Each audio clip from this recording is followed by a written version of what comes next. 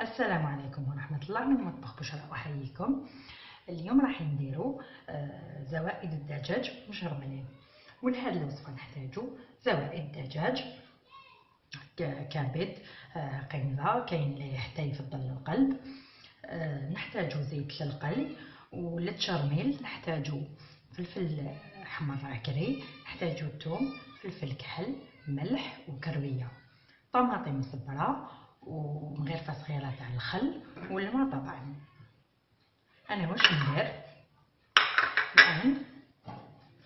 نحط اولا القنزه فقط لانها بطبيعتها يابسه على الكبده، الكبده تكون طريه طيب بالخف.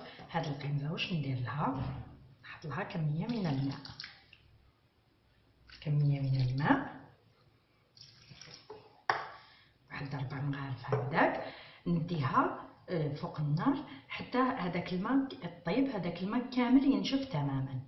كي ينشف الماء نضيف لها الزيت، راح نحطها فوق النار ونتابعوا الوصفه. نزيدوا لها قليل من الملح عفوا باش ما طيبناش مسوسه، ونتابعوا الوصفه. الماء تاعنا كما تلاحظي راهو نشف. الان ندير لها الزيت،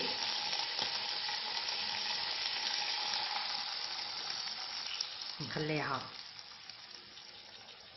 تنقلع في الزيت حتى تنقلع شويه، ومن بعد باش نضيف الكبد.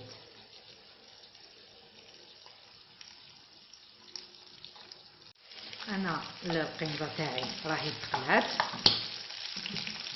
نضيف الكبد، نزيد نخليه يتنقلع.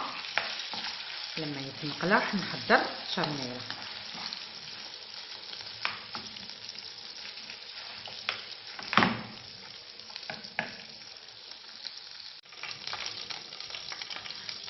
انا تنقلعت الزوائد تاعي، تنقلعو وزعتهم. الان هذاك الزيت رايحه نحط فلفل عكري، كرويه، ثوم، فلفل كحل والملح طبعا. نحط لها قليل من الماء،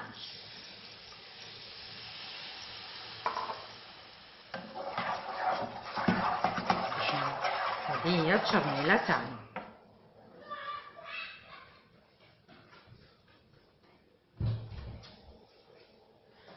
نزيد نضيف طماطم مصبره، نخليها تغلي.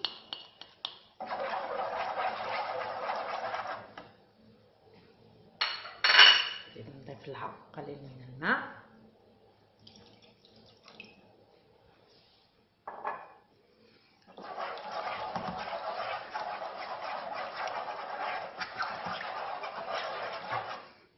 نعاود نرجع زوائد الدجاج تاعنا راهم مقليين، يكملوا يتشربوا برك بنات التشرميله.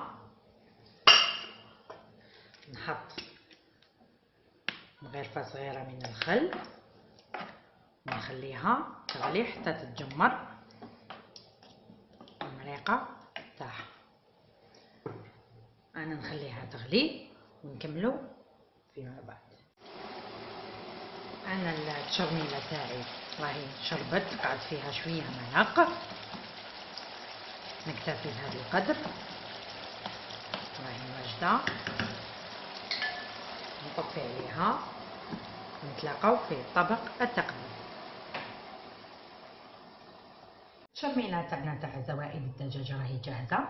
كما قلت لك خليتها شربت مليح المرق تاعها. اللي يحب الحار يضيف لها الحار.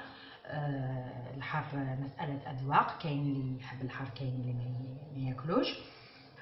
وتخليها تشرب مرقتها وتكون ميدمه شويه. الخل اللي درناه راح يعطيها مذاق رائع. نتمنى تجربيها وتعجبك. الى عجبك ما عليك غير ديري جيم لا فيديو، تشتركي في القناه وتزوريني على صفحتي مطبخ بشرى. والى اللقاء في فيديو اخر ان شاء الله.